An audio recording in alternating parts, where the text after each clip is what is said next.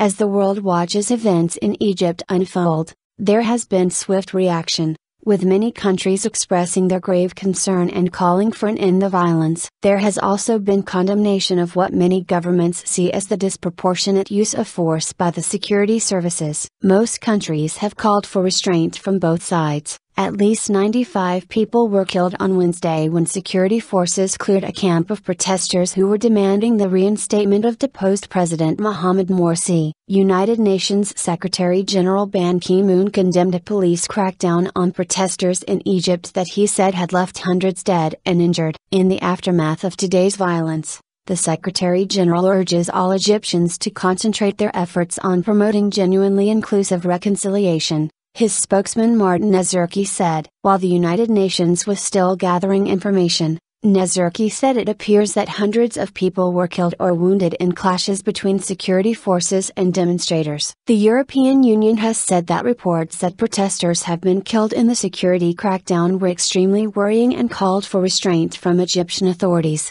At least 6 members of the Egyptian security forces also died in the violence, the state news agency reported. The reports of deaths and injuries are extremely worrying, Michael Mann, a spokesman for EU Foreign Policy Chief Catherine Ashton, said. We reiterate that violence won't lead to any solution and we urge the Egyptian authorities to proceed with utmost restraint. Turkey's President Abdullah Gül branded the crackdown as unacceptable. An armed intervention against civilian people who stage protests is unacceptable, regardless of its justification, he said in televised remarks, voicing fears Egypt's crisis could deteriorate into a situation similar to the conflict in neighboring Syria. He called on the UN Security Council and the Arab League to take immediate steps to stop a massacre in Egypt, saying international silence had paved the way for the Egyptian authorities' deadly crackdown. The international community, especially the UN Security Council and Arab League,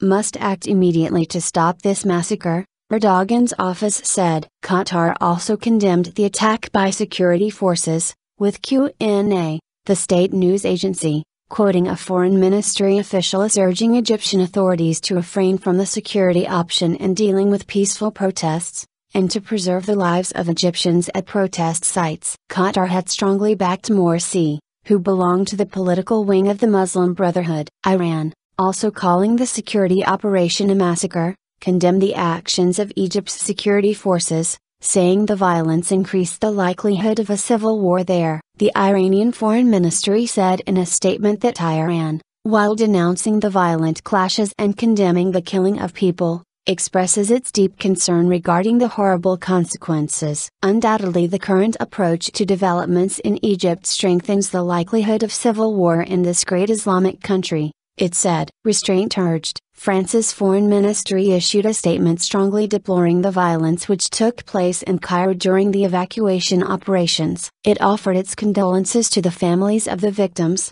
and said it is essential this violence ceases, and that a logic of appeasement prevails. France calls on all parties to exercise the utmost restraint and warns against disproportionate use of force. Britain issued remarks condemning the use of force and calling for restraint from security forces. I am deeply concerned at the escalating violence and unrest in Egypt, William Hague, UK Foreign Secretary, said in a statement. I condemn the use of force in clearing protests and call on the security forces to act with restraint. Guido Westerwelle, Germany's foreign minister, urged supporters of Egypt's interim government as well as supporters of Morsi to renounce violence. We call on all political forces to return immediately to negotiations and avert an escalation of violence, he said. All further bloodshed must be prevented.